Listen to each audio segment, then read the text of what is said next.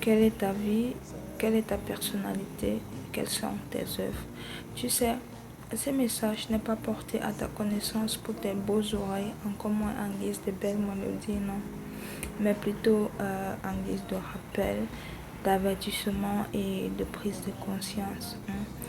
2 Thessaloniciens chapitre 1 verset 8 à 9 nous dit que tous ceux qui n'ont pas connaissance de Dieu et qui n'obéissent pas à l'évangile de Christ auront pour châtiment la ruine éternelle, loin de la face de Dieu.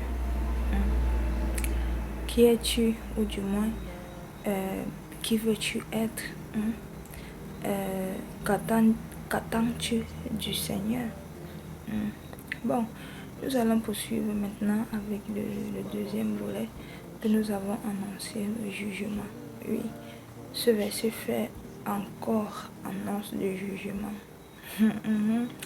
Ce jugement que tu es même déjà fatigué d'entendre ça et là, autant plus que quand tu regardes à gauche, à droite, en haut, en bas, tout est en place, rien n'a changé.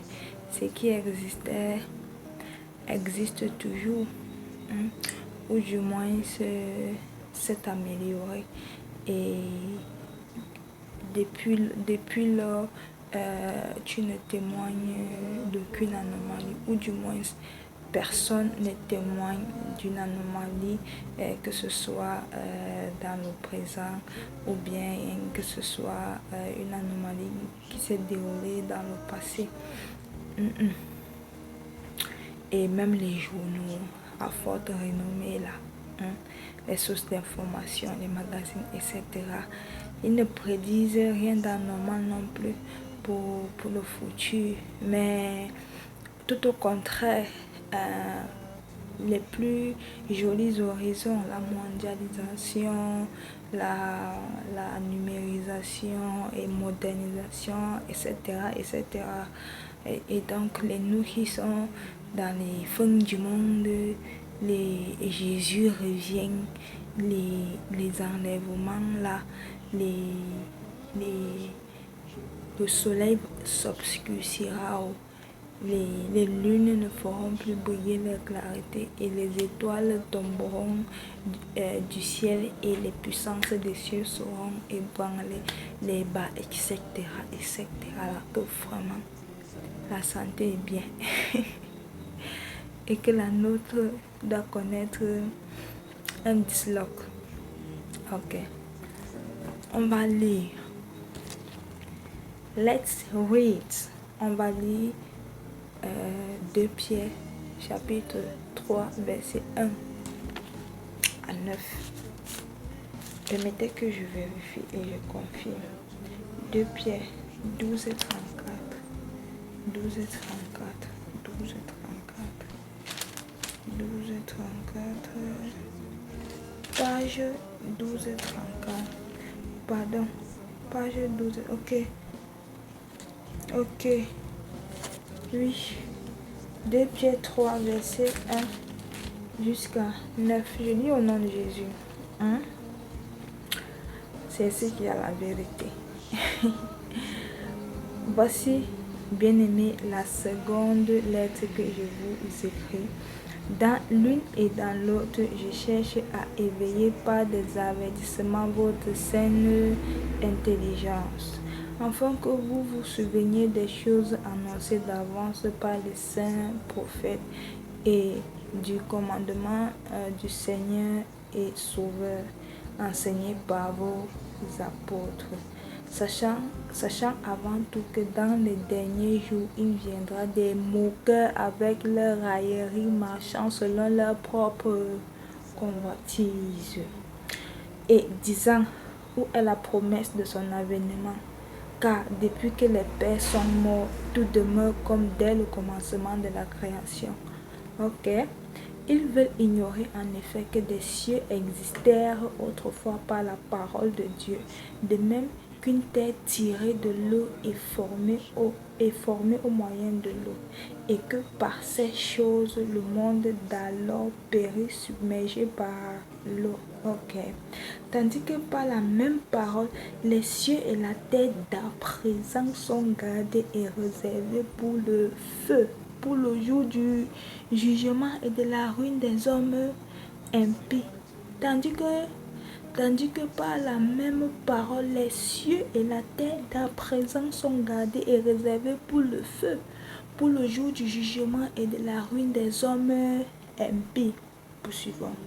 Mais il est une chose bien aimée que vous ne devez pas ignorer, c'est que devant le Seigneur, un jour est comme 1000 ans et 1000 ans sont comme un jour. Un jour est comme 1000 ans et 1000 ans sont comme un jour. Le Seigneur ne tarde pas dans l'accomplissement de la promesse, comme quelques-uns le croient, mais il use de patience envers vous. Il use de patience envers vous, ne voulant pas qu'aucun périsse, mais voulant que tous arrivent à la repentance. Comprends-tu? Donc, tu es Jésus, parce que Jésus a dit qu'il venait, depuis il ne vient pas. Vos moqueries, tes railleries, ton incrédulité, tout ça là, c'était déjà prédit. Tu l'as entendu. Rien n'est hors du contrôle de Dieu. C'est pourquoi, comme j'aime souvent le dire et que je le dis dans cette vidéo, la Bible n'est pas dépassée. La Bible est prophétique et vivante. Et la Bible, c'est un parchemin qui sert de guide à tous les fils et les filles de Dieu sur la terre. Et elle exerce ce guide comment? Elle exerce cet accompagnement comment? Elle exerce cet accompagnement de deux manières. Premièrement, elle nous apprend les prescriptions de Dieu. Deuxièmement, elle nous révèle les voies des hommes dans le passé, afin que nous, dans ce présent-ci, nous observons et nous pratiquons les voies de ceux qui ont marché avec Dieu, afin de préparer les jours annoncés. Donc, la Bible, c'est pas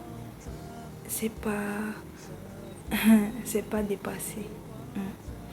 Et de même, c'est depuis la création, non, que nous sommes séparés, non? Puisque si notre maître, depuis lui-même, il est séparé là, du fait qu'il y a la lumière et qu'il y a les ténèbres.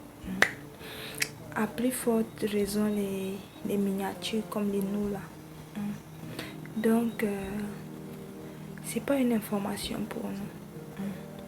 Ces choses sont juste en guise de rappel. Donc, vous ne vous moquez pas.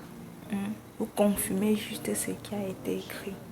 Mais le truc alors, c'est que le salut est en qui? Quels sont tes rêves dans la vie? Quels sont tes rêves dans la vie? Et à qui appartiens-tu? Oui, c'est là toute la différence et encore là le problème. Et c'est dommage parce que tu ne peux pas être neutre. Si tu ne choisis pas une appartenance, n'est-ce pas? Une appartenance t'est attribuée par défaut. Et celle qui est programmée par défaut là, c'est ton appartenance de base, non? Le péché et donc le diable, n'est-ce pas? Jean 3,16 le dit. Il le dit subtilement. Écoutons. Dieu a tant aimé le monde qu'il a donné son Fils afin que quiconque croit en lui ne périsse point, mais ait la vie éternelle. Quiconque croit en lui, n'est-ce pas, ne périsse pas. Tu vois, on dirait que nous avons déjà été programmés pour périr. Tu vois un peu. Maintenant, Jésus, quand tu le reçois, c'est lui maintenant qui, comment on dit souvent, c'est lui maintenant l'immunité, non, qui te confère l'immunité de ne pas périr. Tu vois un peu, non? Donc, c'est une chose bonne à savoir. Et l'autre vérité est que Dieu t'aime. Dieu aime tous les hommes, oui, parce que tous les hommes sont ses enfants. Pour la simple raison qu'il est le créateur. Un seul est créateur. Pour ceux qui ont encore des problèmes de conviction, là, comprenez que le diable n'a rien créé, le diable est une créature. Bon, pour en savoir plus, tu vas consulter nos vidéos précédentes, mais c'est pas le sujet. Donc, Dieu t'aime et Dieu veut que tu sois à lui, n'est-ce pas? Mais sauf que toi également, tu dois le vouloir et tu dois montrer de l'intérêt pour lui également. C'est naturel. L'amour. Lui, amour tel qu'il est, il n'est pas dans le forcing. Il ne peut pas être dans le forcing. Et c'est pourquoi il ne force personne. Tu vois un peu. Et même l'amour, n'est-ce pas? Est-ce que l'amour force? La personne qui est à toi, n'est-ce pas? Elle viendra. Et s'il y a l'amour, n'est-ce pas? Elle restera. Et même quand il y aura les petits bobos, elle peut s'éloigner, mais toujours est-il qu'elle n'ira pas loin, elle rôdera et ça ne demandera pas beaucoup pour qu'il y ait réconciliation, n'est-ce pas? C'est également ça. Avec Dieu, il y a également des hauts et des bas, oui. Dieu, c'est aussi le love story. Qu'est-ce que tu crois? Et voici mon conseil, une astuce. Bon, comme ça, astuce. Que je peux te donner, n'est-ce pas? Dieu est amour. Et il est éternel. Si il est amour et si il est éternel, ça veut dire que son amour est éternel. Donc, quand votre relation connaît des moments de tribulation, des moments de doute, surtout, ne doute pas de lui. Mais remets-toi en question, tu vois. Parce que plus souvent, n'est-ce pas, il ne va pas descendre à ton niveau pour que tu le comprennes. C'est pourquoi dans ta relation avec lui, il t'éduque, tu vois, les fruits de l'esprit. Il te forme, il t'enseigne les dons de l'esprit, afin que tu puisses pouvoir te mettre à chaque niveau nécessaire, sensibilité au Saint-Esprit, pour le comprendre, tu vois. Ensuite, sache que Dieu éprouve, et quand il t'éprouve, ça fait mal, ça fait vraiment mal, mais alors ça fait très mal. Somme 81, on va lire rapidement. Somme 89, verset 31 à 35. Pardon, 55, 7, 55,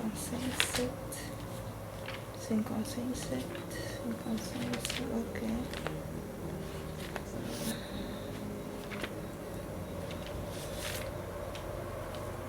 Somme 89, verset 31 à 35. Je lis au nom de Jésus. Si, si mon fils abandonne ma loi et ne marche pas selon mes ordonnances, s'il viole mes préceptes et n'observe pas mes commandements, je punirai de la verge ses transgressions et par des coups son iniquité, mais je ne lui retirerai point ma bonté et je ne trahirai pas ma fidélité. Je ne violerai pas mon alliance. Et des fois aussi, tu n'as même rien fait. Tu es toi tranquille avec lui, vous êtes bien, mais il t'éprouve quand même. Et Zacharie 13:9 dit, je mettrai ce tiers dans le feu. Je le purifierai comme on purifie l'argent. Je l'éprouverai comme on éprouve l'or. Il invoquera mon nom et je l'exaucerai. Je dirai, c'est mon fils, et il dirait, c'est mon Dieu. Tu vois, donc des fois, tu dois pleurer, tu dois être triste, tu dois souffrir, tu peux subir l'humiliation, le rejet, vraiment. Tu peux être dans ces périodes au plus bas de ton moral, bien-aimé, mais une chose, arme-toi de courage, n'est-ce pas, et avance. Si tu ne peux pas avancer, reste là, patine sur place, mais ne recule pas. Lui-même, il te donnera encore la force d'avancer. Rappelle-toi, Jacques chapitre 1, verset 2 à 4. Jacques chapitre 1, verset 2 à 4, qui dit que tu dois regarder comme un sujet de joie complète, même si ce n'est pas agréable.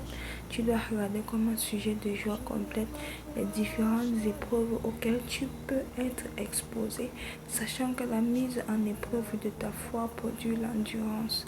Mais il faut que cette endurance accomplisse parfaitement sa tâche, que tu sois parfaitement qualifié, sans défaut, et qu'il ne te manque rien.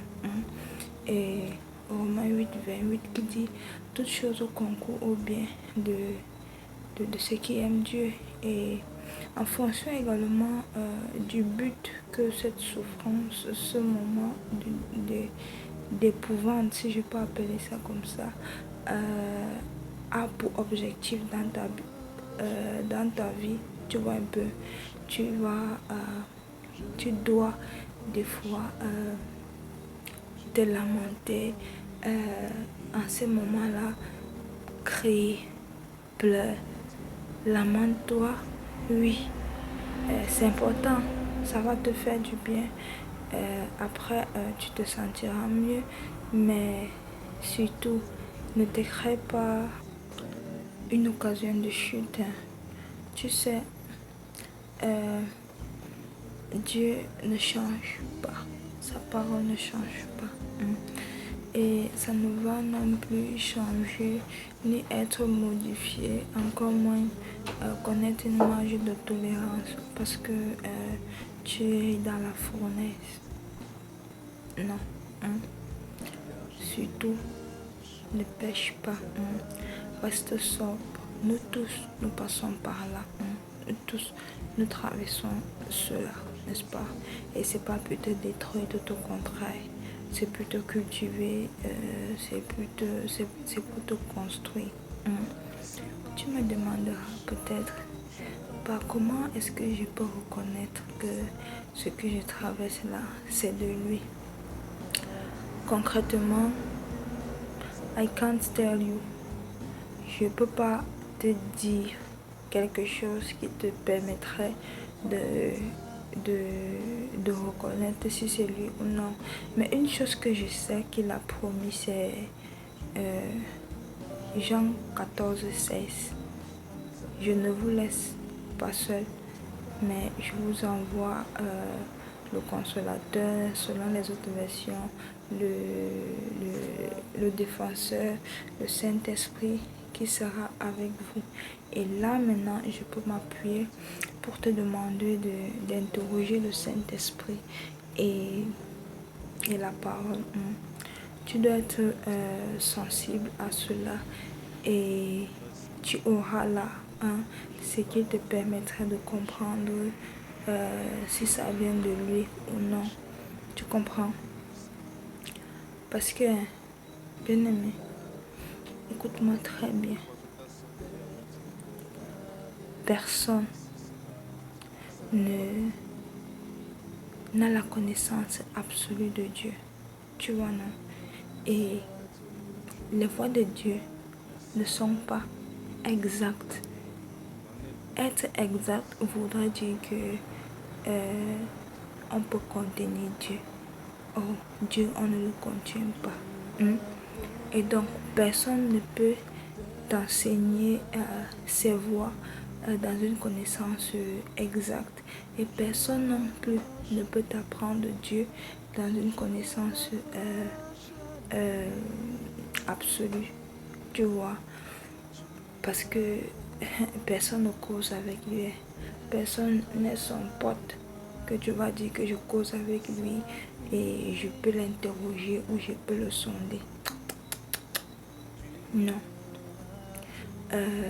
Tu vois, nous autres là, n'est-ce pas, quand bien on communique avec lui, c'est lui qui émet la communication, oui. Ça relève de sa volonté. Ce n'est pas nos efforts, encore moins nos moyens qui permettent à ce qu'on puisse communier, on puisse communiquer. Non, c'est toujours sa volonté. Mais nous avons un qui peut et un qui le fait. Qui dit, nul ne connaît le Père si ce n'est l'Esprit. L'Esprit sonde tout, même les profondeurs de Dieu.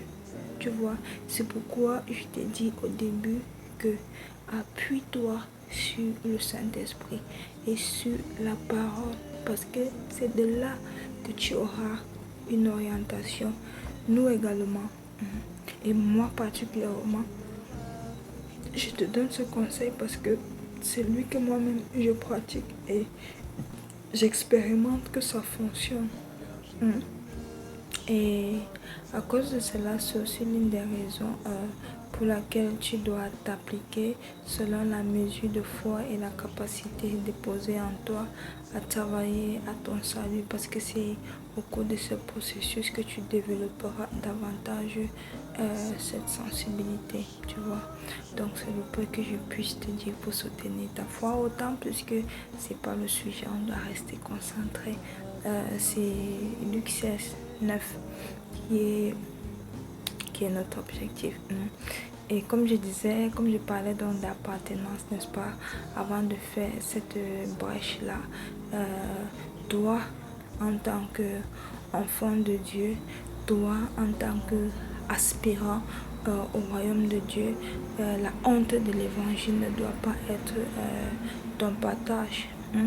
1 Corinthiens 1, 18 le dit, l'évangile, selon d'autres versions, la prédication de la croix est une folie pour ceux qui périssent, mais une puissance de Dieu pour ceux qui sont sauvés. Romains 1, 16.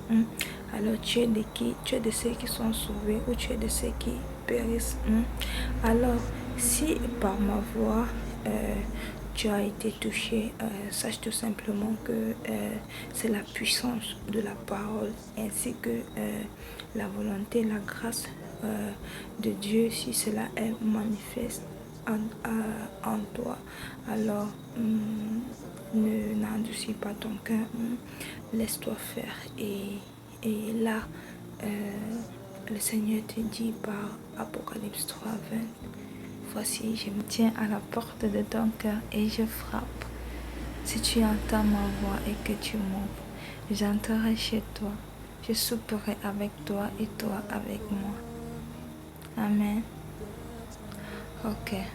Maintenant, évoluant toujours dans le même cadre, n'est-ce pas, le jugement, nous allons maintenir nos extraits, mais qui vont cette fois représenter autre chose. Richesse injuste représentera la vie de l'homme, ses œuvres. Quand elles viendront à vous manquer, représentera le dernier jour. Tabernacle éternel représentera notre lieu de séjour après le jugement. Et ami représentera les hommes, les morts et les vivants ensemble. Ensuite, maintenant, on prend 1 Thessaloniciens chapitre 4, verset 16 à 17 qui dit: Car le Seigneur lui-même a un signal donné, à la voix d'un archange et au son de la trompette de Dieu, descendra du ciel, et les morts en Christ ressusciteront premièrement, ensuite les vivants qui seront restés. On associe maintenant à ça Apocalypse 22 qui dit et je vis les morts, les grands et les petits, qui se tenaient devant le trône, et des livres furent ouverts, et un livre, celui de vie, fut ouvert, et ils furent jugés selon leurs œuvres, d'après ce qui était inscrit dans ces livres. Ok. Quand tu fais une introspection, bien-aimé, quelle est ta vie? Quelle est ta personnalité? Quelles sont tes œuvres? Car tu sais, ce message encore, il n'est pas porté à ta connaissance pour faire office de bonne sonorisation, non. C'est à titre de rappel, c'est à titre d'avertissement et de prise de conscience. Tu as écouté les 2 versets. Tu penses que tu seras parmi les morts en Christ ou les vivants en Christ afin d'être enlevés. Et maintenant, tu penses que tes œuvres seront inscrites où? Dans le livre de vie ou dans les autres livres? Quand tu fais un préjugement sur toi-même, quel bilan obtiens-tu? Tu sais, le Seigneur, dans son amour infini, a prévu que tous les hommes parviennent jusqu'au salut. C'est pourquoi, si ton bilan est positif, c'est bien, beaucoup de courage. Et par contre, si c'est que ton bilan il est négatif, l'Éternel te met cet appel par Acte 17, verset 30 à 31, que voici l'Éternel, sans tenir compte du temps d'ignorance, annonce maintenant à tous les hommes, en tout lieu, qu'ils doivent se repentir parce qu'il a fixé un jour pour juger le monde. Et il jugera le monde selon la justice par l'homme qu'il a désigné et en a donné la preuve à tous en le ressuscitant. C'est-à-dire, tu es humanisé parce qu'il ne va pas tenir compte de ton temps d'ignorance. Maintenant, à tous les hommes sans distinction et en tout lieu, s'il te plaît, ne vois pas à cela seulement un lieu, n'est-ce pas, mais vois aussi ça comme toute œuvre, toute pratique, toute vie que tu mènes, dans laquelle tu es, et que tu as conscience que ça ne glorifie pas Dieu. Tu vois, c'est également ça la signification de tout lieu. Donc, ne regarde pas à la gravité de ton péché ou à la petitesse de ton péché. Tu vois? Ok. Et maintenant, nous allons terminer avec le 3e volet que nous avons dit, le fruit de l'esprit. Nous allons déjà commencer d'abord par faire comprendre en français facile le fruit de l'esprit. C'est quoi? En fait, le fruit de l'esprit, n'est-ce pas, ce sont les qualités que tu développes au cours de ta marche avec le Seigneur qui, qui te, qui t'attribue un caractère, une personnalité qui est agréable à Dieu et qui était aussi en Jésus, tu vois. Et maintenant, cette liste, on la trouve dans Galates 5, 22, où on dit le fruit de l'esprit, c'est l'amour, la joie, la patience, la tempérance, la bonté, la fidélité, etc. Je dis etc. parce que ces qualités-là ne se limitent pas en Galates. Pourquoi? Parce que d'autres portions d'écriture, n'est-ce pas, d'autres passages nous apprennent d'autres fruits et d'autres vertus, n'est-ce pas, que on peut y associer à ceux des Galates pour contribuer à notre nature pieuse, tu vois. Donc, ce qu'on va faire maintenant, c'est que on va un peu se rappeler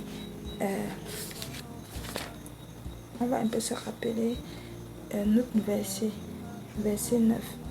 Hein.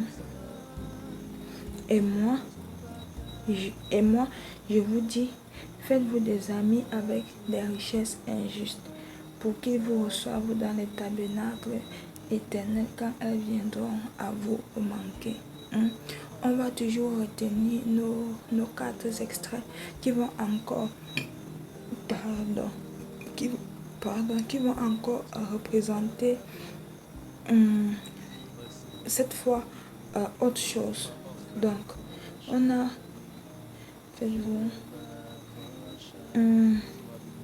faites-vous des amis. Amis dont il est question ici représentera les nécessités avec les richesses injustes. Richesse injuste représentera ici les richesses du monde, les richesses terrestres, si je peux dire ça comme ça. Pour qu'il vous tabernacle éternel. Tabernacle éternel, ça va représenter le lieu du repos, hein, le royaume des cieux. Hein. Et quand elles viendront à vous manquer, va représenter ta mort, notre mort si tu préfères. Donc s'il faut hiérarchiser ça comme on a d'abord commencé, on va dire richesse injuste, ça va représenter la richesse terrestre. Et on a pris quoi ensuite?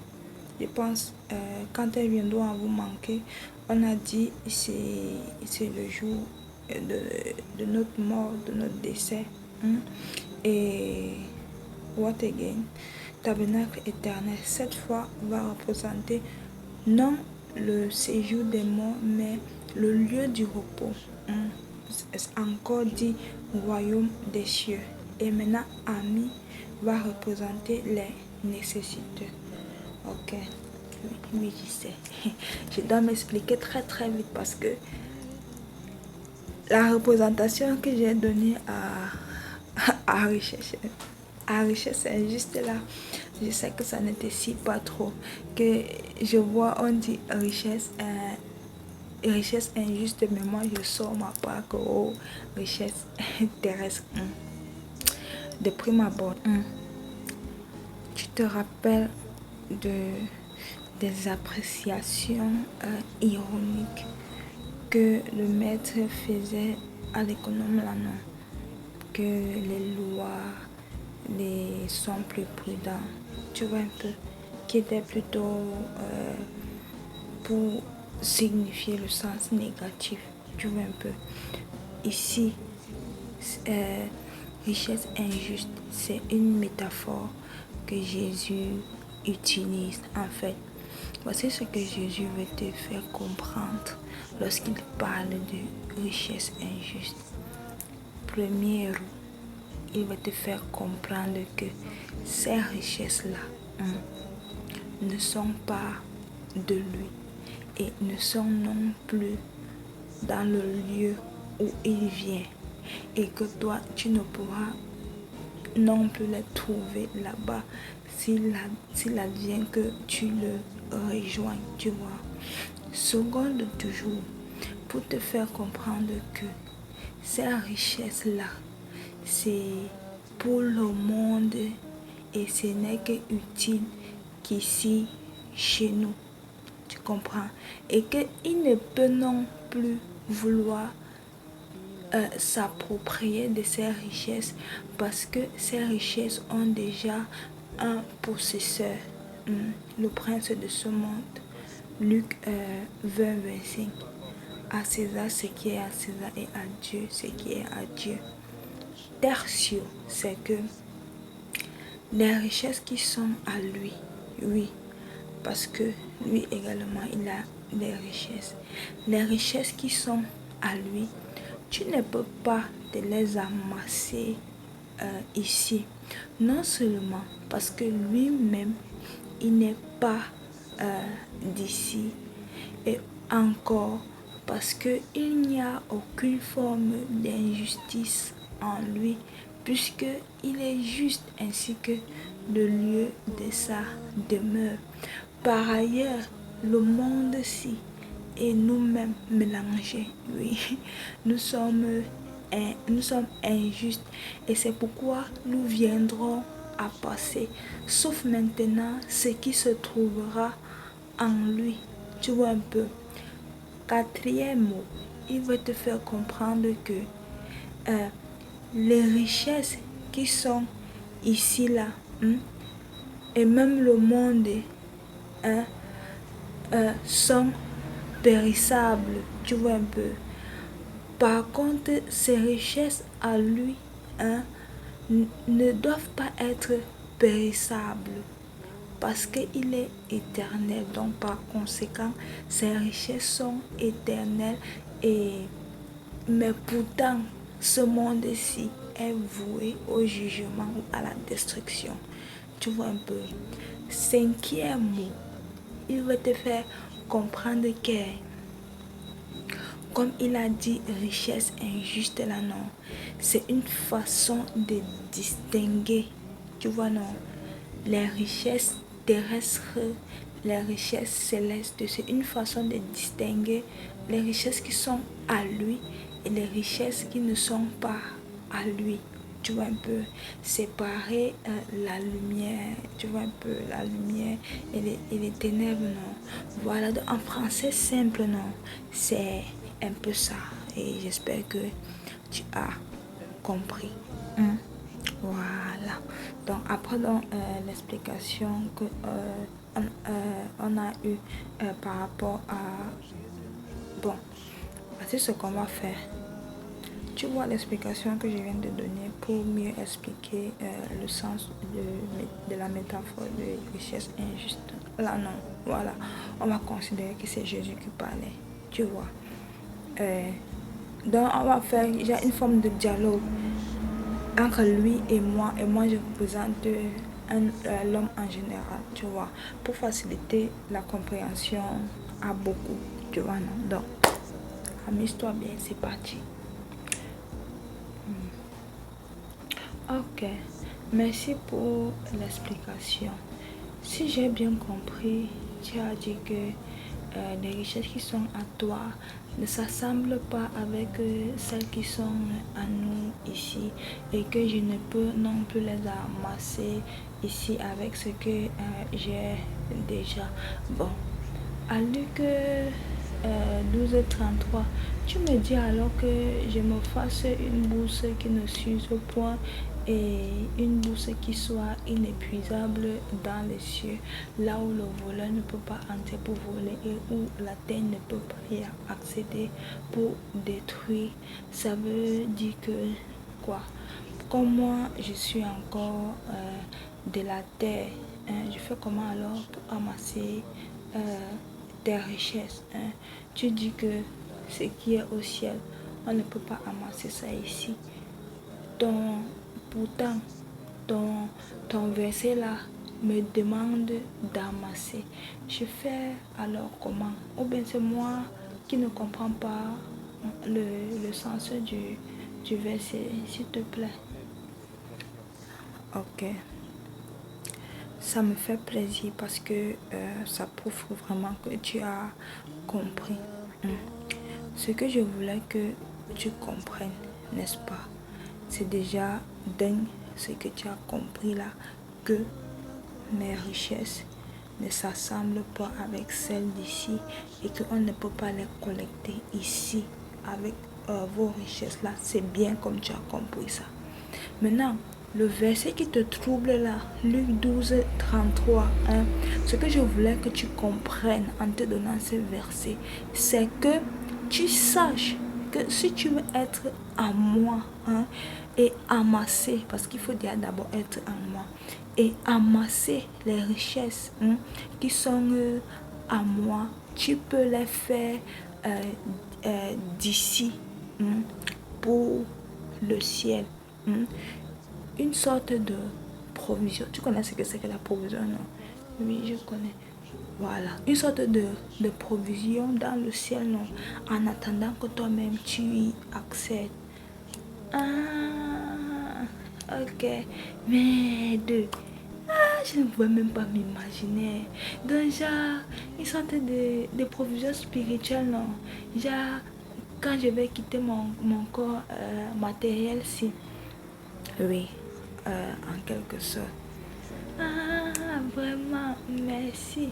Donc, comme tu es dans là, je suppose que c'est toi qui vas partir avec ma quantité, comme tu as tous les accès là. Donc, mon fauteuil là, parce que j'ai deux. J'aime beaucoup les deux fauteuils là, parce que c'est ça qui masse mon dos. Et comme j'utilise le dialogue là est encore emballé, s'il te plaît, tu vas aller avec ça. Bon, il y a aussi mon immeuble du carrefour du dernier jour là. L'immeuble là a une très belle vue. Je voulais aussi que tu amènes ça s'il te plaît. Tu sais que quand tu vas venir nous enlever ici et qu'on sera là-bas, il ne faut pas que je regarde le film de la punition des sentences que tu donneras à ceux qui passent le temps à nous affliger ici. S'il te plaît. Et entre temps aussi, il y a mon compte de réserve du dernier jour. Merci parce que tu m'as béni. Et tu sais que je m'étais aussi bien habituée avec un certain mode de vie. Donc l'argent qui est là-bas, s'il te plaît, amène ça aussi. Bon, et aussi ma voiture grise. Non, non, non, non, non et non. Oui, non. Je t'ai dit que ces richesses, c'est toi qui vas les amasser. Non, c'est ce que j'ai dit dans le verset, non? À quel moment je t'ai dit que c'est moi qui va t'amasser les richesses là? Seigneur, moi, je suis encore ici. Je fais comment pour transporter ça, amener là-bas et revenir encore ici? Tu te moques seulement de moi, le Père. Voilà. C'est de ça qu'il s'agit.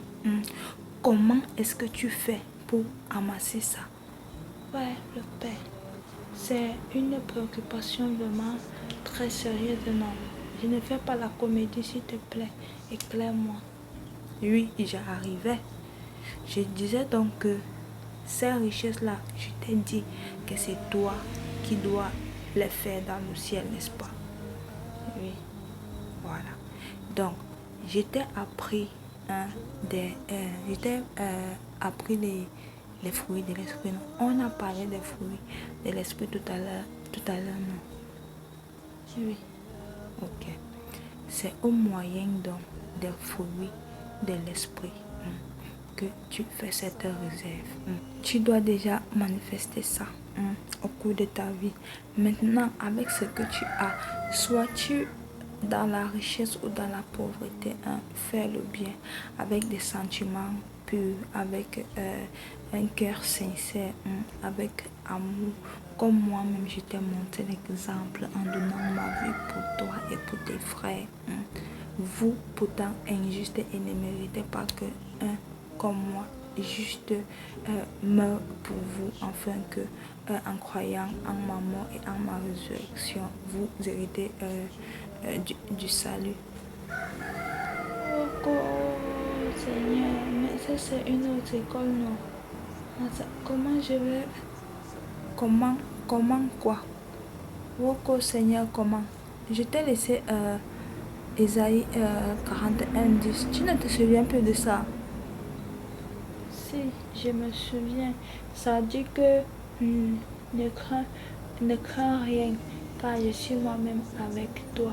Que ne balade non plus les regards inquiets, car je suis l'Éternel ton Dieu. Je te fortifie, je viens à ton secours et je te soutiens de ma droite triomphante. Voilà, c'est de ça qu'il s'agit. Allez, finish, fin du script. Dites-moi en commentaire comment vous avez trouvé cette improvisation et j'espère surtout que ça a atteint le but pour qu'on comprenne un peu plus. Mais bon, on doit avancer. Mais avant, je vais nous rappeler le verset. Et moi, je vous dis, faites-vous des amis avec les richesses injustes pour qu'ils vous reçoivent dans les tabernacles éternels quand elles viendront à vous manquer. Déjà, on a compris que les amis, non, les amis dont il s'agit, pour ce cas, ce sont les nécessités, ceux qui expriment ou manifestent un besoin d'assistance. Et aussi, s'il te plaît, ne te limite pas à voir la richesse seulement dans le sens de l'argent, dans le sens du bien. Non, tu peux manifester de l'amour à quelqu'un. Tu peux assister quelqu'un en apportant la joie, en apportant la paix locale, en apportant le soin, une main d'œuvre, une parole de connaissance, une parole de sagesse, en accordant de la patience, la tempérance, la douceur, l'hospitalité, en le témoignant aussi ta fidélité, ton amour, ta confiance, ton obéissance.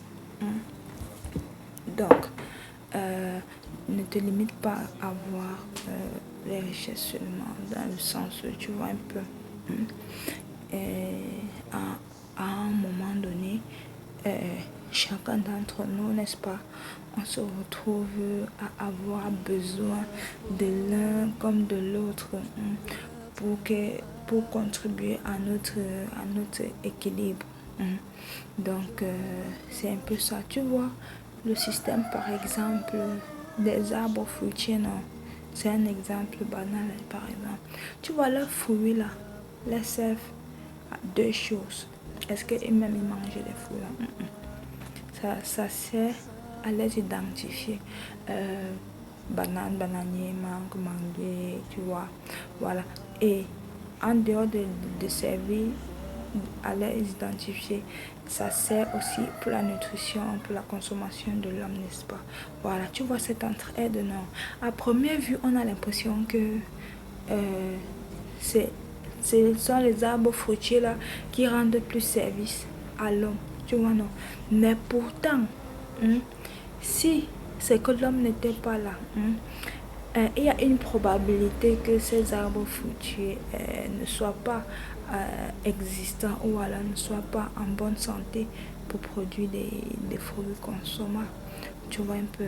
Donc, avec ce que Dieu nous fait grâce d'en avoir, que nous soyons dans peu ou dans l'abondance, soyons juste frères. Soutenons-nous mutuellement, chacun à 100% selon sa capacité. Ne critiquons pas, ne calculons pas, ne mettons non plus la distinction, la différence dedans, non. Chacun selon sa capacité, non. Par exemple, si j'ai là 2 bouteilles, un de 1 litre et l'autre de 2 000 litres qui me permettent de conserver mon contenu, est-ce qu'il sera judicieux de ma part de vanter la bouteille d'1 litre plus que celui de 2 000 litres pendant que les deux m'ont aidé à 100% pleinement selon leur capacité? Hmm. C'est pareil avec ce que Jésus a fait pour nous. En échange de quoi il nous demande de faire autant pour lui. Et voyons, quand bien même nous nous investissons à faire ce qu'il nous instruit de faire, crois-tu que ce que Jésus a fait pour nous là pourra jamais être comparable à ce que nous on fera pour lui? Donc, aimons-nous juste réciproquement. Donc, pour avancer, on a dit, bon, amis, faites-vous des amis.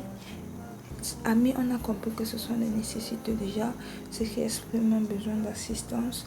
Et avec les richesses injustes, on a compris que les richesses injustes ici sont les richesses terrestres. Et on a aussi dit qu'on ne doit pas voir les richesses juste argent, matériel, tout ça, non. Pour qu'ils vous reçoivent dans les tabernacles éternels quand elles viendront à vous manquer. Bon, quand elles viendront à vous manquer, on a aussi compris que c'est quand on va mourir, n'est-ce pas?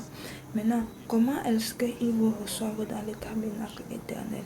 Maintenant, au niveau du salaire du péché, on avait déjà détaillé ici que tabernacle éternel, ça voudrait dire que ce n'est pas ici. Si mes amis doivent vous manquer, ça veut dire qu'eux-mêmes, ils sont déjà.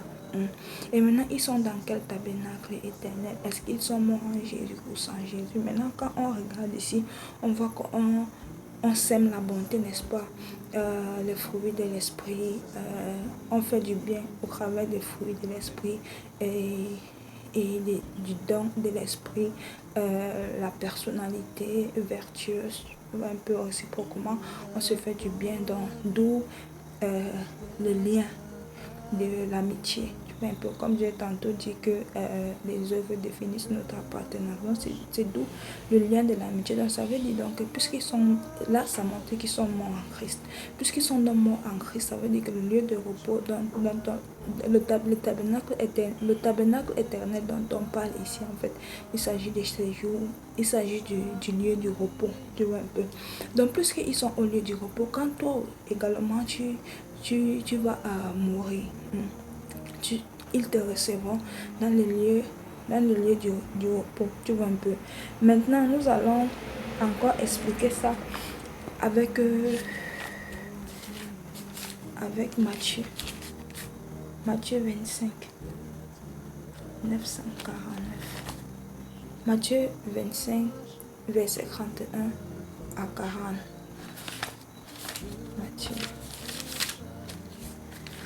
Matthieu 25, verset 31 à 40. Je lis au nom de Jésus. Lorsque le Fils de l'homme viendra dans sa gloire avec tous les anges, il s'assiera sur le trône de sa gloire. Toutes les nations seront assemblées devant lui. Il séparera les uns d'avec les autres, comme le berger sépare les brebis d'avec les boucs. Et il mettra les brebis à sa droite et les boucs à sa gauche. Alors le roi dira à ceux qui seront à sa droite, venez, vous qui êtes bénis de mon Père, prenez possession du royaume qui vous a été préparé dès la fondation du monde. Car j'ai eu faim et vous m'avez donné à manger. J'ai eu soif et vous m'avez donné à boire. J'étais étranger et vous m'avez recueilli. J'étais nu et vous m'avez vêtu. J'étais malade et vous m'avez visité. J'étais en prison et vous êtes venus vers moi. Les justes lui répondront, Seigneur, quand t'avons-nous vu avoir faim et t'avons-nous vu avoir soif et t'avons-nous donné à boire? Quand avons-nous vu étranger et t'avons-nous recueilli, ou nu et t'avons-nous vêtu? Quand avons-nous vu malade ou en prison et sommes venus vers toi? Et le roi leur répondra, je vous le dis en vérité, toutes les fois que vous avez fait ces choses à l'un de ces plus petits de mes frères, c'est à moi que vous avez fait. Fin de lecture. La fin ci est intéressante. Je vous le dis en vérité. Toutes les fois que vous avez fait ces choses à l'un de ces plus petits, il s'agit ici de ceux qui sont dans le besoin, non? Comme on a parlé de la nécessité, à l'un de ces plus petits de mes frères. Maintenant, si il est vrai que nous sommes fils de Dieu, ça veut dire que nous sommes frères de Jésus, n'est-ce pas? Frères du Seigneur, frères du roi, Jésus-Christ étant notre frère aîné, n'est-ce pas? Donc, je vous le dis en vérité, toutes les fois que vous avez fait ces choses à l'un de ces plus petits de mes frères, c'est à moi que vous l'avez fait.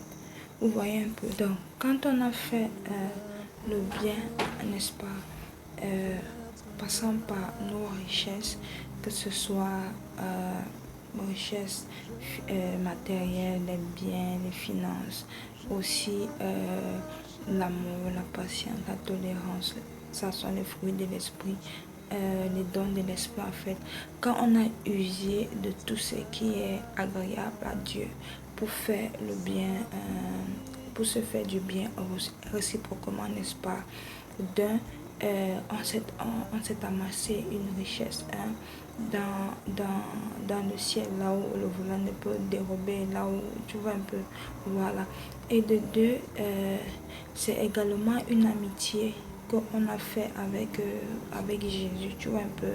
Donc en posant ces actes selon que Dieu les demande, c'est une amitié spirituelle aussi qu'on s'est fait avec Jésus. Et la Bible dit que quoi? Nous sommes sauvés par la grâce, oui.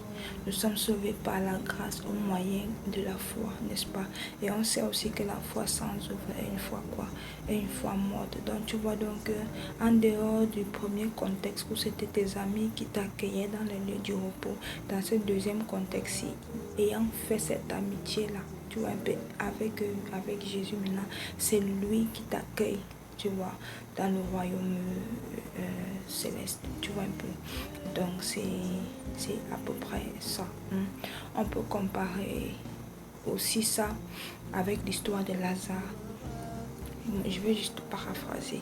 Pour retrouver l'histoire, c'est dans Luc 16, je pense, Luc 16, 19 à 31, n'est-ce pas? L'histoire de Lazare. En fait, Lazare, c'est Lazare et l'homme riche. Lazare, c'est le nécessiteux et l'homme riche, tu vois un peu. Maintenant, l'homme, à leur vivant, tu vois, Lazare voulait ne serait-ce que pouvoir se nourrir avec les miettes qui tombait de la table du riche, mais cela ne lui était donc pas possible, tu vois un peu. Maintenant, quand les deux sont morts, un est parti dans le tabernacle éternel appelé séjour des morts, ou encore on peut dire entre guillemets enfer, et l'autre qui est Lazare, il est parti dans le tabernacle éternel appelé le lieu du repos, entre guillemets, le royaume des cieux.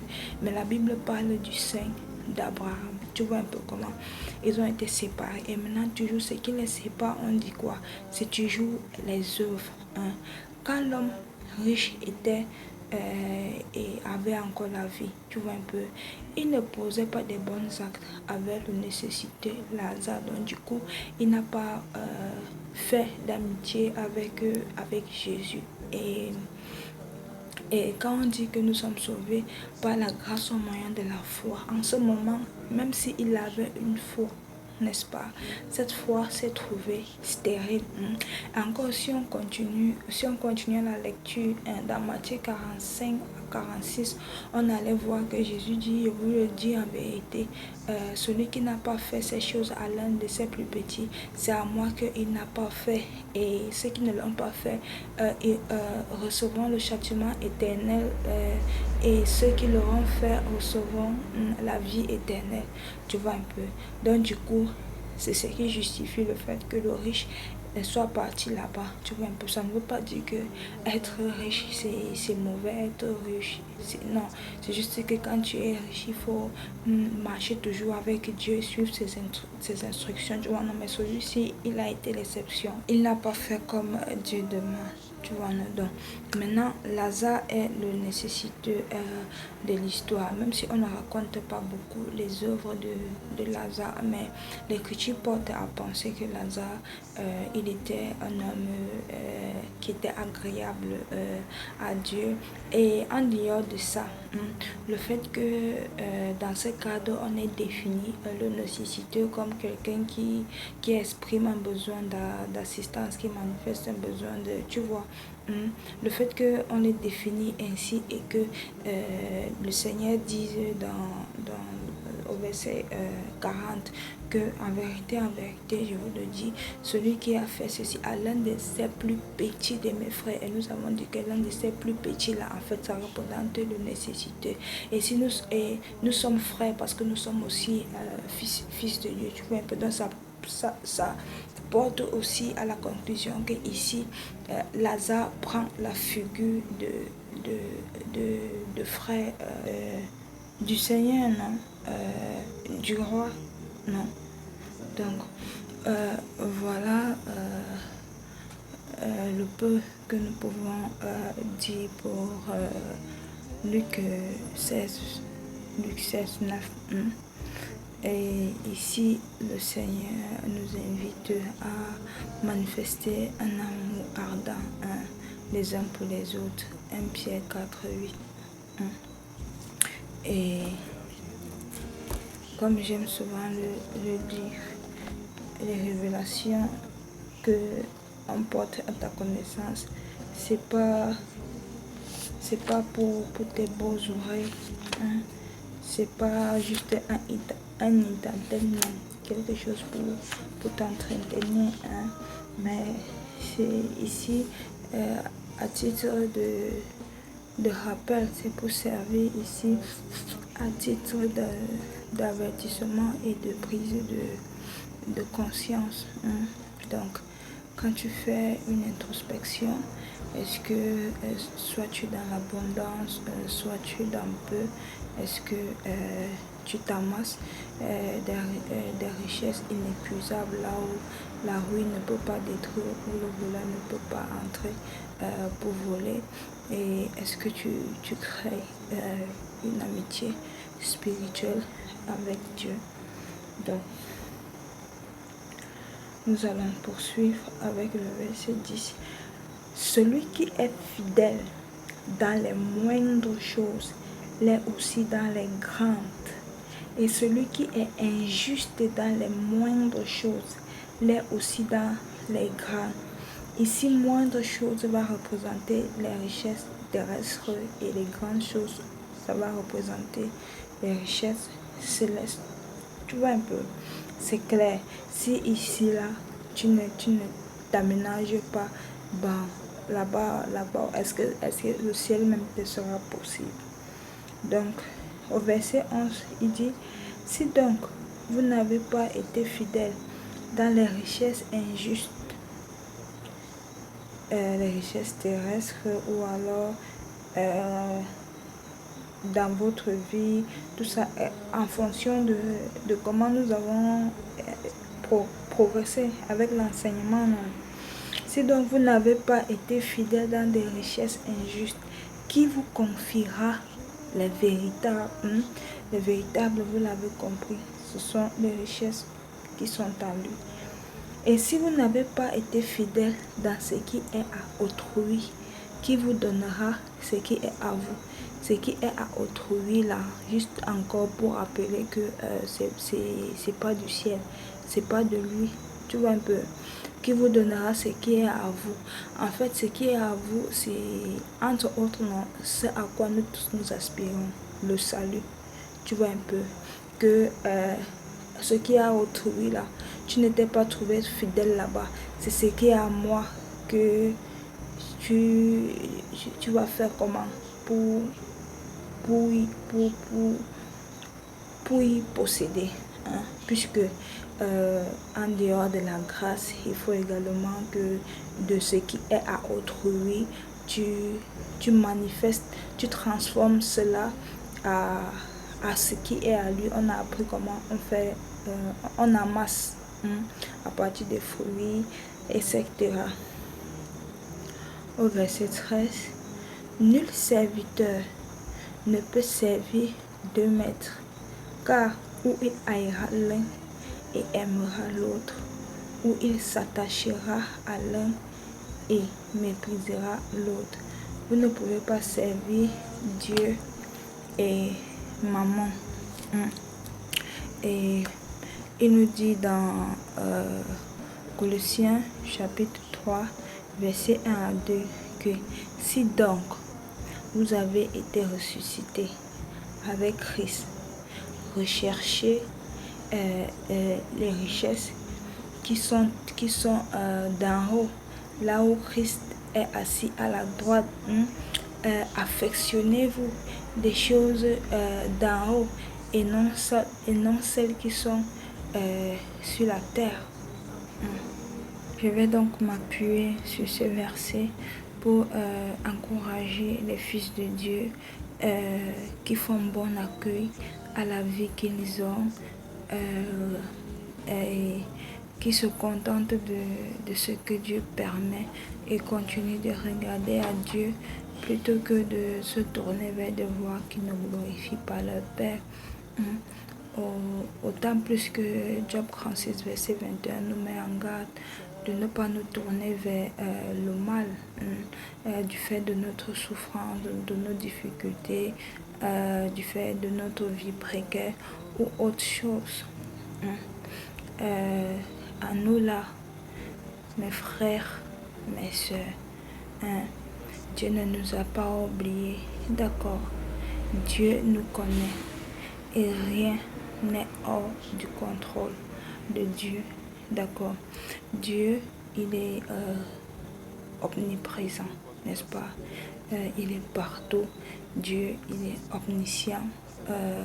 Il sait tout, et Dieu, il est omnipotent, il est le Tout-Puissant.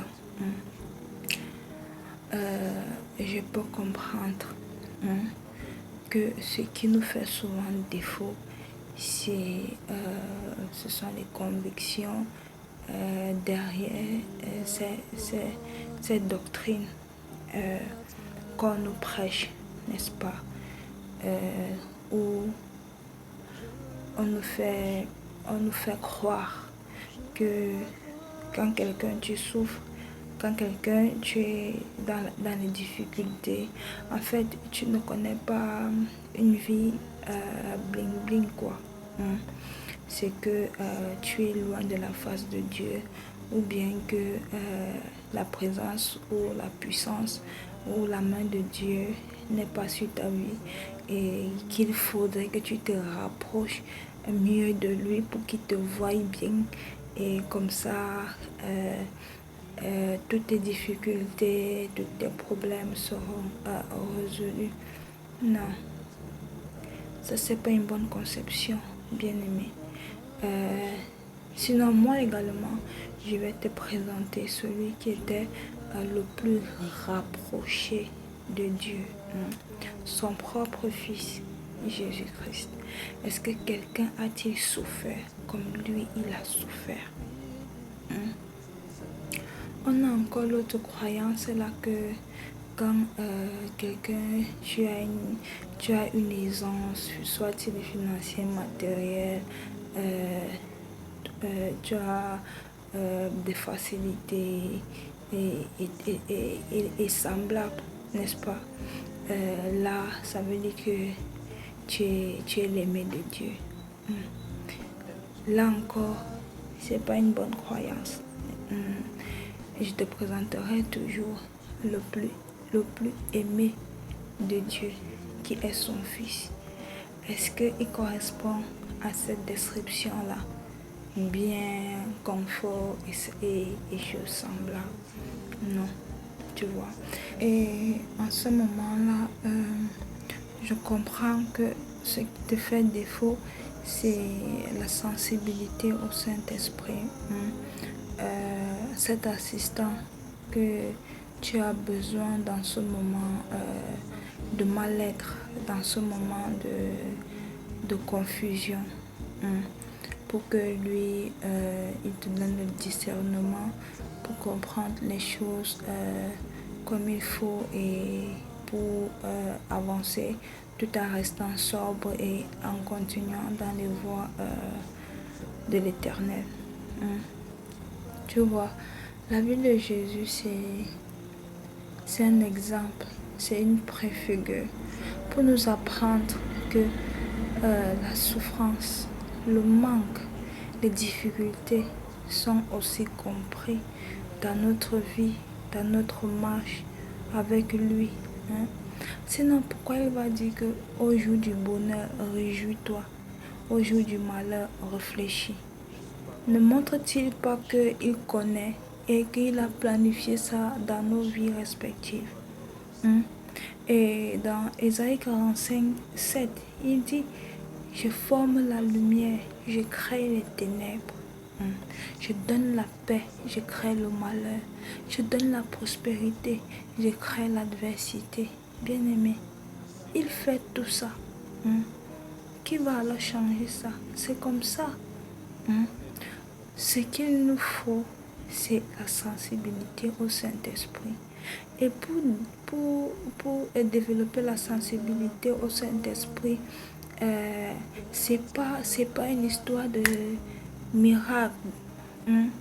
C'est une histoire de persévérer dans la parole. Aussi, il y a un handicap, c'est que tu n'aimes pas lire. Je peux comprendre que tu n'as pas la facilité peut-être encore à comprendre la Bible. Mais j'en parle dans les vidéos précédentes. La Bible et la parole de Dieu, c'est la nourriture dont nous avons besoin pour grandir, pour pouvoir marcher avec lui, bien-aimé.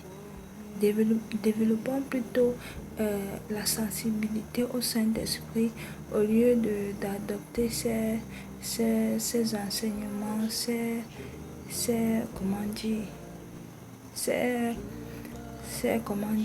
trucs préconçus là. Donc, c'est ça. Maintenant alors, frère, toi tu viens faire une démarcation que l'or et l'argent appartiennent à notre maître, mais on lèche, frère. Déjà, tu méprises, tu dénigres une catégorie de personnes. Ceux-là qui ont Dieu pour Père. Ceux-là qui ont donné leur vie à Dieu. Et tu le fais volontairement, puisque tu n'exprimes aucun ressenti. Et tu nous largues ça comme ça, à prendre ou à laisser, puisque c'est même un gilet de sauvetage que tu nous lances en éveillant nos consciences, tu vois. C'est un gilet de sauvetage que tu nous lances, que les gars, sortez de là. Pour s'en rendre compte alors que ton gilet il est défaillant. Pour s'en rendre alors compte que tu es mal affermé sur le sujet. Dieu nous a créés tous, n'est-ce pas? Toi, il t'a fait différent. Tu es mieux que nous autres. Même ne serait-ce que par simple respect ou par simple amour, du moins si tu as de l'amour pour ton Créateur et s'il est même encore ton Créateur, au moins par respect pour ces derniers. Nous là qui venons de lui comme toi, mais il a fait l'exception de te faire mieux que nous. Ne peux-tu pas quand même quand même employer une méthode un peu plus souple avec tes frères pour les amener à la raison. Tu nous largues, tu nous blesses, tu nous nargues comme ça. Hein? Aussi même, tu n'as pas la pleine connaissance dessus, mais cependant, frère, combien de victimes aurais-tu déjà fait? Combien? Hein? Oh my God. Combien de victimes aurais-tu déjà fait? Combien de personnes aurais-tu déjà détourné leur foi? Hein? Combien de personnes auront perdu courage en t'écoutant, frère? Est-ce que tu as conscience que nous sommes les enfants du sacrifice? Oui, sacrifice. Souvent, je vois banalement ici, même quand un frère ou une soeur fait quelque chose même qui ne mérite même pas d'être glorifié, tu dis non, non, respect, ne serait-ce que pour ça, non. Les enfants du sacrifice, tu connais la souffrance. Frère, tu connais la douleur. Frère, tu es un père. Frère, s'il vous plaît, ayons pitié des âmes. Ayons pitié des âmes. Le prix qu'on a coûté à notre Père est trop grand pour qu'on ne prenne pas garde de certaines choses qu'on peut dire à son égard ou à l'égard de ses enfants. Mais nous trébuchons tous de bien des manières. Et mon souhait est que, s'il te plaît, que tu puisses te rattraper. Maintenant, en ce qui va concerner son or et son argent, bien-aimé, restons concentrés sur la personne, bien avant les choses qui l'accompagnent. D'accord? Et comment est-ce que cette personne s'est fait connaître en nous? Oui, parce qu'il ne faudrait pas qu'on ignore cette étape pour aller faire connaissance avec les choses qui sont derrière lui. Non. Il se fait connaître en nous comment? Par sa vie, par sa mort et par sa résurrection. Maintenant, pour quel but? Pour qu'on croie, pour qu'on se repente, pour qu'on soit sauvé et qu'on travaille pour notre salut. Pour le salut qui nous est proposé. Maintenant, quand tu as la personne, quand tu es concentré sur la personne, n'est-ce pas, et que tu es consacré au but, ces choses, tu ne peux plus les avoir en centre d'intérêt, non. Parce que vois-tu, quand tu as ces choses, or, argent, matériel, richesse, et choses semblables, n'est-ce pas? Tu n'appartiens pas à Jésus-Christ. Ou du moins, tu ne l'appartiens pas encore comme il convient de l'appartenir. 1 Jean 2,15. Tu vois, si bien tu as ces choses, n'est-ce pas? C'est pas une garantie parce que ces choses ne sauvent pas. Tu as ces choses, tu es comme une cibale bruyante. Tu es vide. Ces choses, au contraire, tu dois te servir pour t'amasser des choses qui ne sont pas périssables. Tu comprends ce que je veux dire? Depuis le début, on en a parlé. Et vois-tu encore, quand on a une certaine aisance, étant encore ici, on ne sait plus se tenir avec nos frères. Tu penses que c'est avec Dieu qu'on ne voit pas, qu'on saura encore se tenir. Pourtant, le but requiert que on reste ferme, qu'on reste sobre, hein, qu'on reste concentré. Hein. Quand il dit recherchez premièrement mon royaume des cieux et sa justice, afin que toutes ces choses vous soient données par-dessus tout, parce que votre Père qui est dans les cieux connaît que vous avez besoin de toutes ces choses. N'est-ce pas clair? Hein? Matthieu 6, 32 à 33. N'est-ce pas clair, bien-aimé? Notre Père, ton Père, il a conscience que tu as besoin de toutes ces choses. Et nous ne sommes plus à l'époque de la création.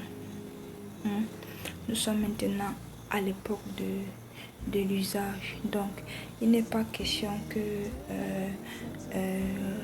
tu pourvoies pour toi-même ou que tu crées pour toi-même. Non, il est question qu'il pourvoie pour toi, oui. Parce que c'est Dieu qui pourvoit pour tout un chacun, ou du moins c'est lui qui doit pourvoir pour tout un chacun, parce que ce qui découle de lui ne peut pas être pour notre mal, ou ne peut pas être une pierre d'achoppement, ou ne peut pas être souillé, ou ne peut pas avoir une contrepartie négative. Tu vois un peu. Et souvent on se condamne même quand tu dis l'homme propose mais Dieu dispose. Souvent on se retrouve en train de s'exclamer. C'est pourquoi il va te dire qu'il est venu aussi dans le monde pour convaincre les hommes du péché. Parce que regarde un peu, quand tu peux t'exclamer comme ça, tu te condamnes toi-même. Tu es en train de reconnaître là qu'il y a un qui est au-dessus de toi. Mais pourquoi tu ne veux pas être humble? Pourquoi tu ne veux pas agir dans l'humilité, hein, bien-aimé, et voir que tu n'es pas maître de ces choses pour pouvoir les contrôler, hein? Et maintenant de discerner donc il n'est pas profitable, il n'est pas utile pour toi d'y investir, de t'y impliquer comme si ça dépend de tes forces ou de tes moyens ou de tes capacités. Maintenant, frère, sœur, toi qui connais encore cette difficulté, qui connaît encore cette souffrance, soit-il une souffrance physique, matérielle, financière et semblable. Malgré que le frère nous a percuté comme il nous a percuté là, mais mettons ça sur le compte d'un égarement et pardonnons-lui et reprenons notre foi en main, reprenons notre marche avec le Seigneur en main et ne désespérons pas et ne nous décourageons non plus à cause des épreuves que on vit, par lesquelles on passe, parce que le Seigneur nous dit dans Job 36:15 qu'il délivre le malheureux par son malheur même. Et c'est par la souffrance qu'il lui parle. Donc, en dehors de cette espérance qu'il nous donne, il nous fait aussi connaître que la souffrance, les difficultés, etc. sont aussi des apparts qu'il utilise pour se rapprocher de nous. Parce que c'est vrai que beaucoup d'entre nous créons une relation avec Dieu quand nous sommes dans la souffrance, quand nous sommes dans le désespoir.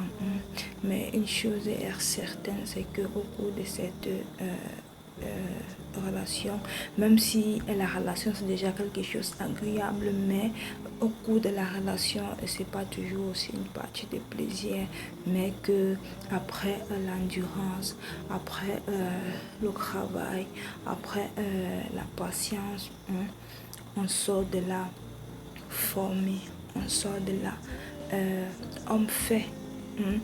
Et ce qui est sûr, c'est que peu à peu on commence à sortir la tête de l'eau, on connaît l'aisance, on connaît la joie, la paix, mais le plus important c'est que nous sommes délivrés, nous sommes affranchis de la séduction du monde et on a notre croix, on porte notre croix en route vers le chemin de notre salut. C'est ça vraiment la fin agréable pour toute âme. Et après ça, les uns pourront être des Abraham et les autres pourront être des Job, beaucoup riches en argent, en or, en tout, selon la grâce que le Seigneur déversera. Et la vérité aussi, c'est que si Dieu en prive encore certains d'entre nous, c'est parce que nous ne sommes pas encore assez formés à l'usage. Mais pour ceux aussi d'entre nous qui bénéficient déjà de cette grâce, de cette prospérité, nous vous prions de continuer à rester intègre comme le Seigneur vous l'a appris, de continuer à marcher avec lui parce que c'est lui le chemin. En réalité, ces choses sont une occasion de chute pour nous quand Dieu ne nous a pas encore formés à l'usage. Je vais te présenter le scénario. Nous ne sommes pas de ce monde. La parole dit que nous sommes de la cité céleste. Ajoute-t-il encore 1 Pierre 2,11 qui dit que nous sommes des résidents temporaires sur la terre. Et encore, nous savons que notre maître, le Seigneur, n'est pas de ce monde, n'est-ce pas? Voilà. Cependant, nous sommes dans un monde qui a un maître, l'esprit des ténèbres, le diable. Apocalypse 12,9 en parle. Il a été précipité, le dragon, le serpent ancien appelé diable et Satan, celui qui séduit toute la terre. Il a été précipité et ses anges avec lui. Tu as déjà vu deux positions. Des étrangers qui sont dans une terre qui a un maître qui n'est pas leur maître. Voilà, premier scénario. Maintenant, qu'est-ce que le maître de ce monde et compagnie font? Ils sont venus dans une ardente colère, dans le but quoi? De causer la perte des hommes. Bon, je préfère dire la perte des âmes. Parce qu'en réalité, nous sommes spirituels. Ça, c'est juste, tu vois un peu. Voilà. Donc, on nous appelle hommes. Pourquoi? On nous appelle hommes parce que âme que nous sommes encore dans nos maisons, dans nos habitacles. Et l'habitacle de l'âme, c'est quoi? C'est notre corps, et spécifiquement le corps humain. Parce qu'il y a d'autres corps, il y a d'autres types de corps, il y en a même plusieurs. Mais c'est pas le sujet. Mais pour te donner une petite idée, s'il te plaît, tu peux lire 1 Corinthiens 15 à partir du verset 36. Tu auras l'idée. Maintenant, donc, on était en train de dire que quoi? D'un côté, on a les étrangers. D'un autre côté, on a les agresseurs. Maintenant, pourquoi est-ce que ils recherchent la perte des hommes? Pourquoi les hommes? En fait, parce que, n'est-ce pas, les hommes, par le salut qui les est proposé, n'est-ce pas, de là où lui il vient. Donc maintenant, par le salut qui nous est proposé maintenant, on a accès au lieu où ils ont été irrévocablement chassés. Tu vois, non? Et ils ne veulent donc pas qu'on connaisse ces lieux-là. C'est pourquoi ils cherchent la perte de la grande majorité. Tu vois un peu. Maintenant, qu'est-ce qu'ils appellent perte? Tu vois, non? La perte, alors, c'est que tu n'accèdes pas au salut là.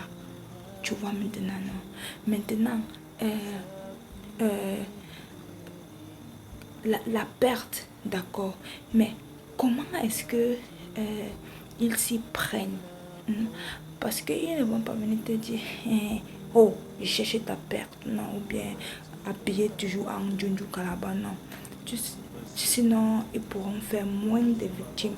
Mais par contre, comme on dit qu'ils séduisent toute la terre avec la séduction, tu vois un peu, ils peuvent avoir beaucoup, tu vois, non. Donc, la perte là, tu vois, leur stratégie, c'est quoi? Leur stratégie, c'est la séduction. Et ils nous séduisent avec quoi? Les choses qui les appartiennent.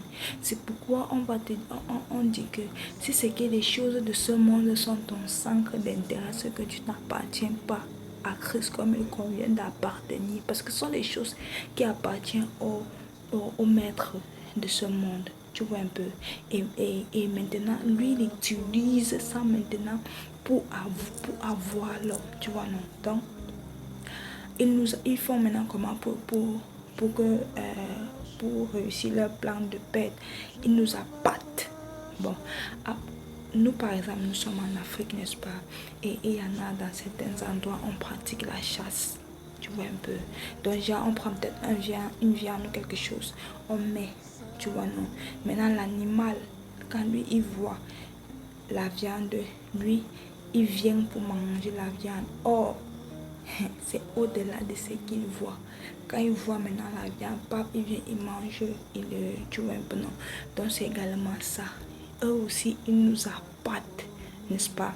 Et le contenu de la pâte, c'est quoi? C'est les choses de ce monde qu'il utilise. Et maintenant, quand il nous appâtent comme ça, là, l'objectif, c'est quoi? L'objectif, c'est que soit il te souille, tu vois, non? Soit il cherche une alliance avec toi, tu vois, non? Voilà, parce qu'il sait que des êtres impurs ne peuvent pas hériter du royaume, ne peuvent pas avoir accès au salut. À ces first shot. Maintenant, second shot. Tu connais déjà qu'il passe par la séduction et tu connais que cette séduction-là passe par la part. Et tu connais que la part là, ce sont les choses de ce monde et tu connais que ces choses, ça peut être la gloire, le pouvoir, l'influence, l'argent, le matériel et des choses semblables, n'est-ce pas?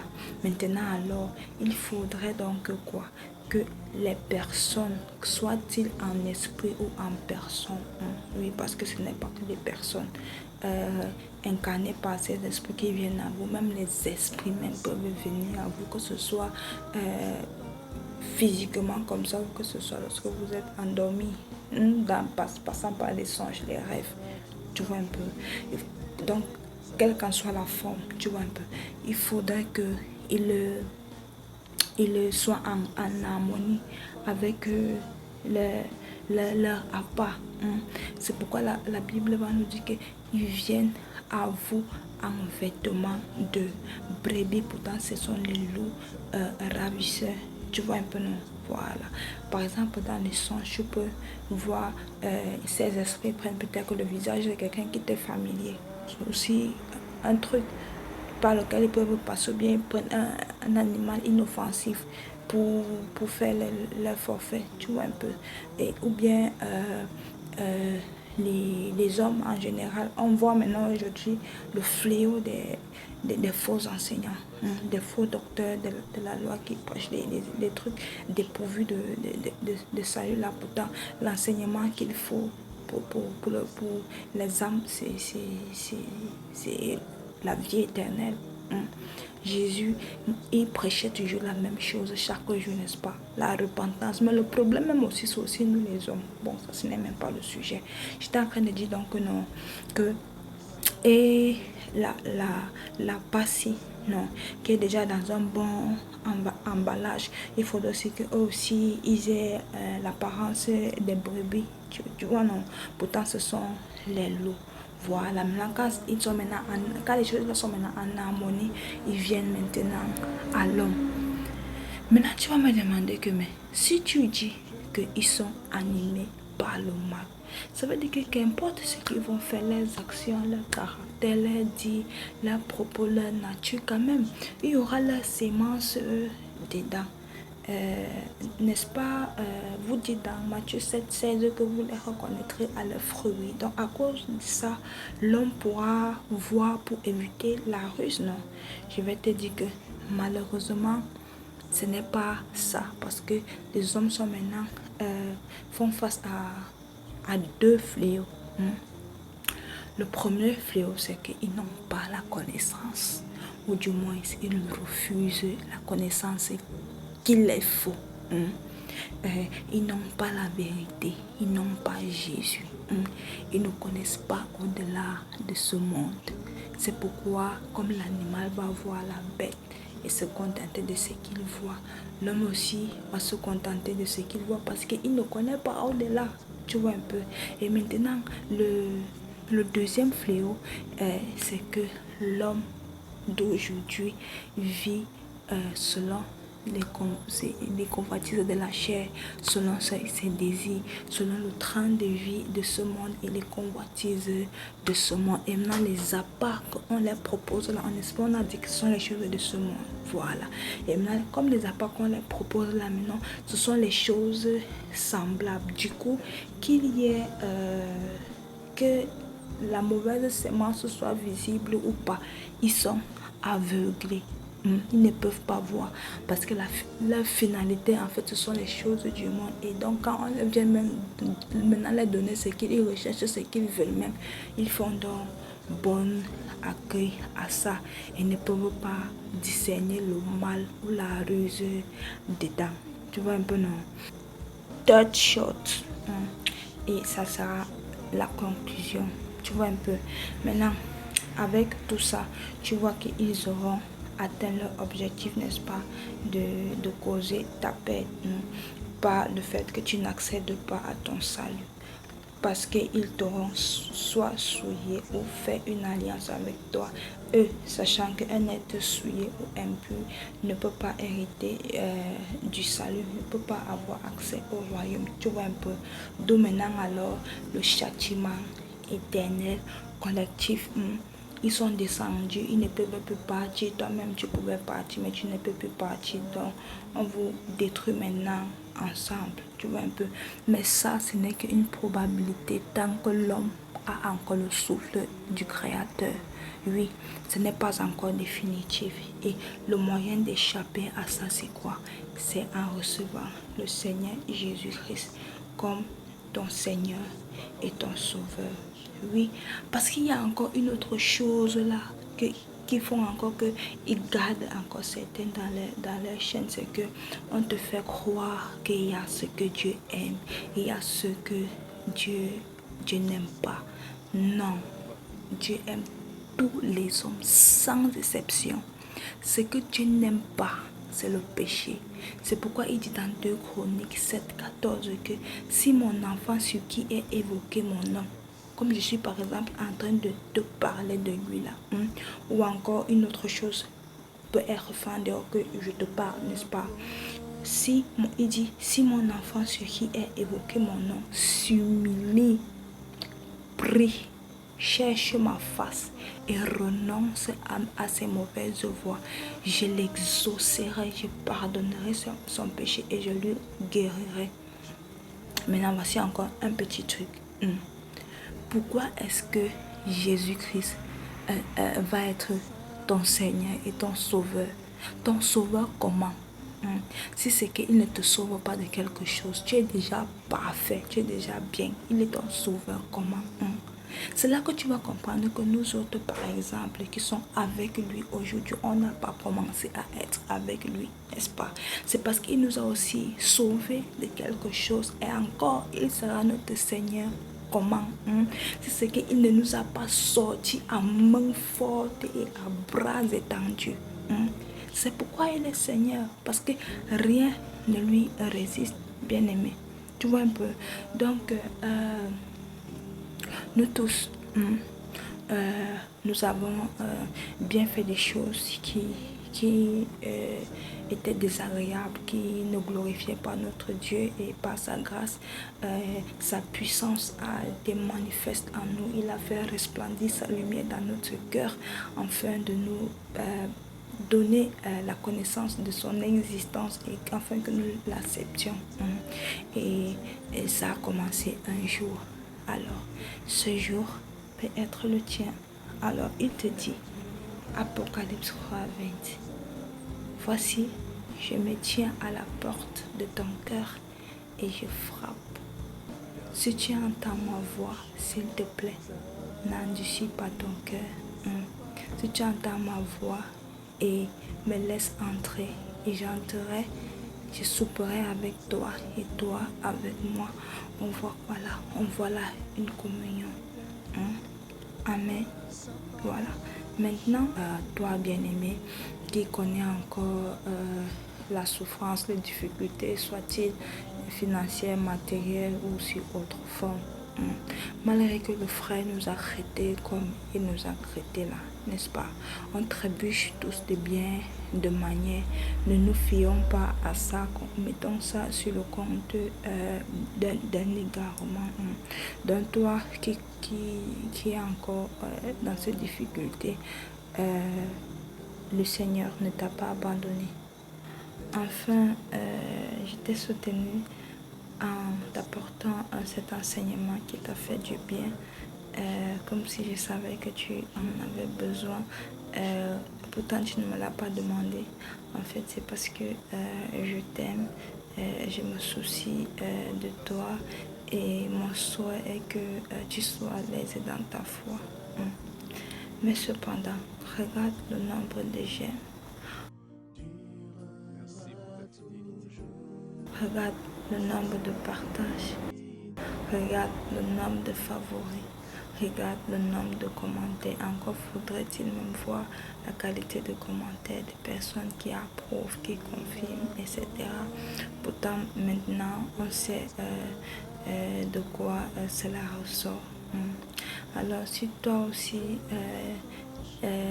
tu ressens le besoin de me faire du bien, de me dire merci, la manière qui me plairait que tu le fasses, c'est en partageant pour l'édification des autres, pour soutenir les autres, et aussi en taguant le frère et sa communauté pour que nous nous soutenons mutuellement, pour que nous soyons un bloc dans le corps du Christ. Et aussi, à titre de rappel, je tiens à préciser que je ne dispose pas de tout le savoir et je ne dispose non plus de tous les dons. Je connais en partie et j'œuvre en partie. 1 Corinthiens 13, verset 9 à 10 me l'affirme. Mais cependant, nous usons pleinement des aptitudes, des capacités qui nous sont rendues disponibles pour notre appel et pour notre ministère. Donc, étant donc nombreux, œuvrant pour le corps du Christ, j'ai contribué à ça. L'autre peut contribuer en apportant une plus-value, l'autre peut modifier encore mieux, ainsi de suite, toujours pour la gloire de notre Maître, toujours pour l'avancement de l'œuvre de Dieu. Sur ce, bien-aimé, Shalom.